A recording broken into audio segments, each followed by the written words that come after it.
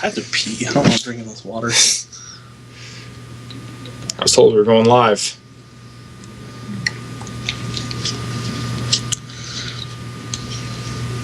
Is working on this, getting the scoreboard caught up to the game state because he was fixing the game. Right, yeah. Joe's been working very hard all day. So it's not his fault. It's Jacob's computer that failed. It's my fault entirely. It's. I'll take the blame. Ooh, Bruce. Looks like we have updated life totals 6 to 18. Oh, that's not good. That's not good. If you're a Bruce Gibbons fan, everybody is. This is not good. America is unhappy with how this is going right now. Bruce tosses a centaur token from somewhere. And he's going to do something to clutter with the board. Looks like he has 2 cards. And he is in the tank. Yeah. About how to sequence this turn. Yeah.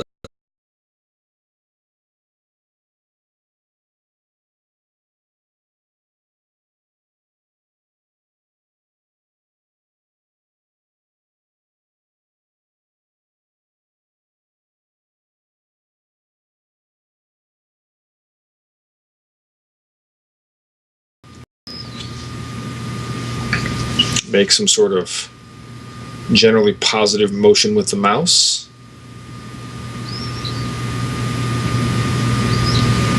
I don't think we're live yet. I don't think we're live yet. He's setting up the score thing. Oh, yeah. Yep. It looks like Curtis is just pounding.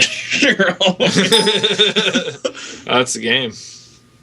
All right. So we'll be able to get game 2 and potentially 3. That's good.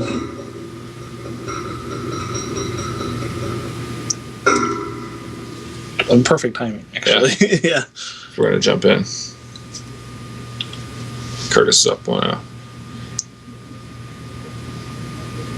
Joe, are we live?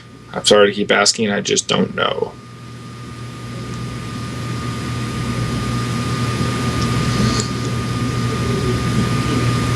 If we are live, I apologize to anyone that's watching for continually wondering. We just had a little... We are live. We're live. So we apologize. We had a little problem with our computer. We don't know exactly what caused it, but it seems to be running now. And Joe is doing great work over there. And something with our encoding possibly caused the computer to work too hard. It looked like an overheating issue on we're streaming from a laptop. The best laptop in the world. Jacob's laptop, which is completely letting us down. But no, we're back. We'll talk about this match a little bit. We missed game 1. We apologize for that, but it looked like there wasn't a lot of Magic being played. But when we came in at the tail end, Curtis Frazier is playing Bant Hexproof, and he just had the Bant Hexproof draw. Right. It was just like a Geist Hand Trap with like 6 enchantments on it, and Eric Shiro was just dead. Right. Shiro was playing Bant colors. I don't know what exactly. He might be playing like that Bant mid-range deck. Mm-hmm. That's just good value stuff, creatures, some Farseeks to tie it all together. Yep. We'll see what Eric Shiro's playing as we go. Yep. We'll talk about the players for a minute while we go here. Eric Shiro, Dayton Magic Club member. Curtis Frazier, a Dayton Magic Club member. Curtis is a professional Star City grinder. It's actually what he does for a living. You probably haven't seen him make a lot of big money finishes, but he's finished in the top 32, top 16, top 64 of a lot of these Star City Opens. And if you go to these events, you're going to see him there. He travels all over the country to play on this circuit, and his home base is here in Dayton. He's qualified for all the invitationals this year just on open points, which is very impressive. Yeah, he doesn't have that big top 8. He's never really broken through yet, but he plays Pox and Legacy all the time. It is his deck. He's been playing it since. And he's a good player, so you're going to get a good game. And you never know what he's going to play, because he plays, like I said, he plays a little bit of everything. Right. I believe I saw Bant colors. He has played Bant Hexproof in the past. I don't think that's what he's playing now. I don't think so either, but it wouldn't stun me. Right. Curtis having to mulligan. Yep, but Bant Hexproof, a deck that does have to mulligan a fair amount of hands.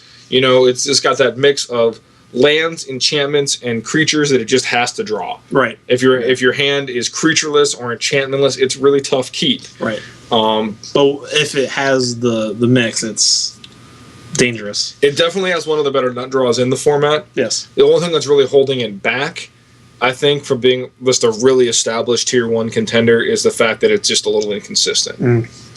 But you can definitely take a tournament down with it. If just a little bit of luck and some real tight play, and the deck is very, very dangerous. Yeah. So it looks like a breeding pool. Come and play tap. Or a Hinterland Harbor, perhaps. I think that's breeding pool. Might be breeding pool. Hollow Fountain. That's all of the colors. So he indicated he was taking 2, so this is probably... Could be a Voice of Resurgence. Could be anything. Or a Farseer. Farseer, okay. So not ban hexproof. Yeah, it's definitely not ban hexproof. Before the round started, I did a lap to see what people were playing, and I saw Shiro had Voice of Resurgences and Tristanis. Okay. So, could be playing something real similar to what Bruce was playing in Game 1. Yep. Bruce and Eric are real good friends, so It wouldn't surprise me that they had worked on this deck together and maybe started with the same kind of core. Right, they discussed tech quite a bit. Yeah. And Curtis Frazier just real eager to prove himself. He wants to win this match very, very badly. Yes. Worth pointing out that it's Eric Shiro's birthday today, Friday the 13th. Happy birthday. Happy birthday, Eric Shiro. So I believe that's the fan, right? Is that a smiter? Yes. I think that's a smiter. And happy birthday, Shiro. It looks like Curtis has some lands. Yes, I'm a little curious about Curtis's key. I wonder if it's really stacked with enchantments. Curtis Frazier at 165 life. It looks like his hand might be the all enchantment draw, that if he draws one creature, he can really suit it up. But until then, Curtis was a little famous. Originally, when we first started playing Magic with him, he is a gambler. He'll take the long shot hands a lot of times. You know, the low outers that have the high risk, high reward hands. Exactly. Not necessarily bad hands, but the hands that are missing a piece. He's a little more inclined to keep those than a more conservative player might be. Exactly. So that wouldn't surprise me if his hand is real explosive, but missing just that one critical piece that he was hoping to maybe on the draw to. He's under the gun, though. Sure, just bringing the beatdown. I don't know if there's anything you can draw at this point. Not really a whole lot to say here. Another. Yeah. Curtis is again hanging in there. Balance would be very good. Yes. Supreme Verdict. I don't know what he's. Okay, so in Stalker. Yeah, there was. He was missing that one piece. I don't think that's definitely. He was just playing that for the camera to show us that he had it. Yeah. But yeah, and then packs it up. Yep. Yep. That's what it was. It had the two best enchantments possibly in the deck. Mm-hmm. Your Rancor and Eric's 3-mana 4/4s. Just take over the game. They're just big. Yeah, so Curtis is really looking for that invisible stalker. Yeah, for sure. That's how he's going to get through all of these. Spectral Flight, invisible stalker. The evasive stuff's gonna be really important. Yeah. Otherwise, what the best thing you can do a lot of times against these super fast aggro decks, gaining life against these hexproof decks isn't all that effective a lot of times because the damage comes in such big chunks. Right, yeah. It's not like you're playing against like a red deck wins or whatever where your creatures are so small and they're very flimsy. And you can just run out of gas. Yeah, but the name of this deck is hexproof. Right. Their guys aren't going to die very easily. So, sometimes the best thing you can do there is just put a bigger guy down. Right. Just block. Because if he's got to throw away 2 or 3 enchantments to get through, sometimes you can just run him out of gas that way. Yeah. So we'll see what kind of. It looks like Shiro's going back. Curtis looks like he's keeping. Curtis always looks like he's keeping. That's true. He's always ready. He's ready to play some Magic the Gathering cards. Yes. But man, I would think that in this entire game store right now, there's no one that wants to win this game more than Curtis Frazier wants to win this game against Eric Shiro right now. Yeah. This is a grudge This is match. a small thing, but I don't think Shiro shuffled very well after his mulligan. Yeah. So, I mean, the worst thing you can do after okay, so is that a Glade Cover Scout? Appears to be a Glade Cover Scout off of a breeding pool. So okay. Curtis going down to 18. And off to the kind of start you want. Yep. If this turn is a double suit swing, Shiro's under the gun. Absolutely. It's really hard to get back into the game sometimes. It is not that, though. It is yet another Glade Cover Scout. Okay, well, I mean, Curtis could just be setting up a big play. This is true. Yeah. Which is what he should be hoping for, because 2/1/1s are not going to come against this deck. Two non-evasive 1/1s are going to get outclassed, possibly starting right now. Yeah, Shiro actually might be better off with a voice than a pass. Could be a Celestia Charm. Yeah, definitely. Curtis that'd be in very the good. tank. Oh, no serving in. I'm curious what's in his hand. So this needs. What could it be? It's just full of guys. It's the opposite of his last draw. Okay. So if Shiro can live to a Supreme Break that may or may not be in his deck, then yeah, Shiro's not. He's on the clock. Yeah. I mean, even without if Curtis rips an enchantment, that's a land. That's land. This could be a Geist of Saint Traft. Nope, it's an Unflinching Courage and an Ethereal Armor. Now we're playing Magic, guys. Well, so he is. What is that? I don't know what card that was. Joe, could we get an update on what card that is? Is that a Ray Revelation? That's a very good card to be drawing. Yep. It's a very powerful sideboard card. Shiro needs to deal with these guys. He's still under the gun. If he kept a handful of Ray Revelations, he could just lose to the 3 damage. Exactly. You know? That's one of those cases where you draw all your sideboard cards, but no help. Okay, well, he has a blocker for the Glade Cover Scouts. He unfortunately can't flash back the Ray of Revelation. He doesn't have green mana available. Curtis plays another guy. That's a Witchstalker. Witchstalker not universally adopted in these lists. In fact, I would say it is actually. Oh, and that's a Spectral Flight. Spectral Flight on the Witchstalker. That might just be it. I don't know what Shiro could have. Yeah, never show all the Thragdusks. And happy birthday, Shiro! Sorry, happy birthday, Shiro! You just got hexproof. Yeah, that was just not neither of those decks running on all their cylinders. But either game. Curtis could cast his spells, and Shiro just couldn't draw the land to turn on his more powerful cards. Yeah, Shiro had a very slow hand, and he got stuck on mana. So. I would say one Thragtusk, on time, and that game he could have put it away. I mean, it takes away Curtis's attacks. And he had Restoration Angels. And... No, I mean he had it all, and then 3 land. Yep. That's just the way it goes sometimes. So Shiro had a Farseek that game. Yeah. I mean, and you see that with these green mid-range decks. The games where they have Farseek and the games they don't have Farseek are very different. Yes, absolutely. Absolutely. So, Curtis Frazier moves on to 2-0 with Bant Hexproof. Yep. Shiro drops to 1-1 with Bant... Mid-range. Good stuff. Let's call it Bant mid-range, Bant good stuff, yeah. So, and I think we're going to cut away. Absolutely. And we'll be back for round we'll go 3. walk around the room and pick you guys out a good match for round 3. Yeah, and so far they've been awesome. So absolutely, we've gotten to say that one was a little anticlimactic maybe, but yeah, we're seeing when I think of the players at Game Haven, these are the guys that I think of. Yeah, Mike, Bruce, Shiro, Curtis. Yeah, so. And get to see them play 3 games. Looks like they are.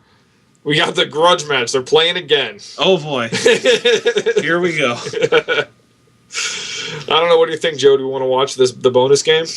I want to watch the bonus game. All right. We're getting a vote for the bonus game. We got Mike Walters added to the booth over here. Want to say something, Mike? I'm good. Did you win last round, Mike? Yeah, I got there. Okay, so Mike is 2-0 as well. Playing green-black zombies. We're going to ask you, do you have Dreg Manglers left in that deck? Or the Lifebane Zombies just replace them? Yep. That's what we were kind of thinking. Do you play Varals? No. I thought that'd be sweet. I was hoping you were playing Varals.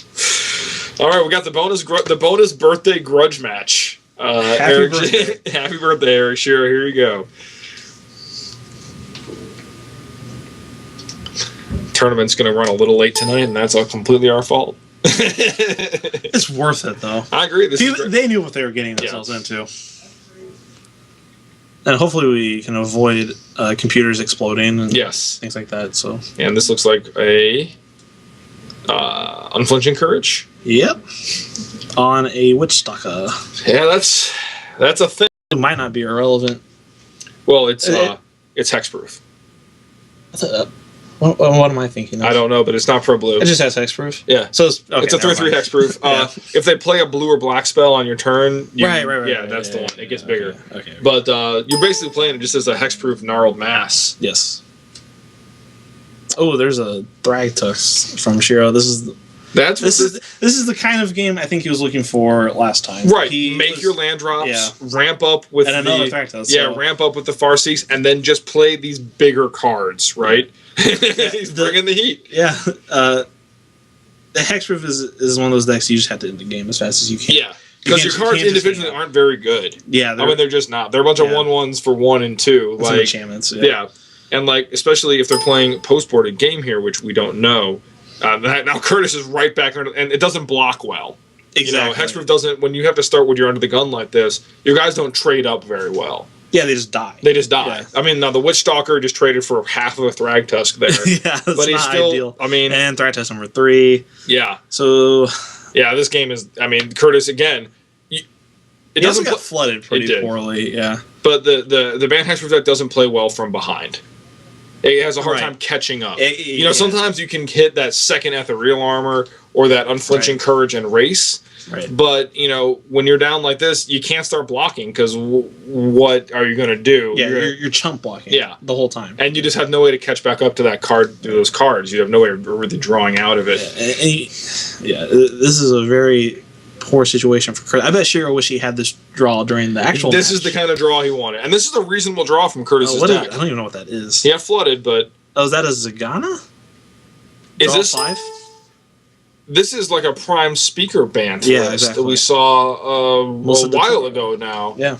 Yeah, Melissa DeTora have some success with. The Wolfrun Bant. But it never really caught on after that. As much as some of us thought it might. Yeah, I had a feeling that deck Curtis scoops it up. he's toast. I wonder if the Bant deck that Melissa DeTora played was one of those decks that's like, well, it's good for a tournament. It's good at the Pro Tour. Because there are a lot of decks that are very good on Pro Tour scenes, but not very good at the local. And that's a really good point, and something we talk a lot about at the Dayton Magic Club. One of our, missions is the idea that playing to your local metagame. It's very different. Is important. Sometimes we take these decks that are tuned to play in a different kind of tournament. Here, this deck Eric Shiro's playing would have done possibly very, very well against, say, a mono red opponent. Exactly. That he could have very reasonably expected to face today. Yeah. Instead, he got beat down by witch stalkers. Yeah. That happens. And as much as Curtis plays that game, Haven, Shiro plays here much more. Yeah. And so he knows the metagame very well here. Yeah. It was a good choice, I think, for the tournament. Absolutely. And he still has 4 rounds to go, or 3 rounds now. Right. We're playing 5 rounds tonight. We're going to get the prize support for you guys next round, let you know what everyone's playing for. Money. And possibly a record update, and we'll get you a feature match round 3. And with that, I think we'll probably cut away, Joe, and come back for next round. I'm going to eat a sandwich. That sounds delicious. Yes.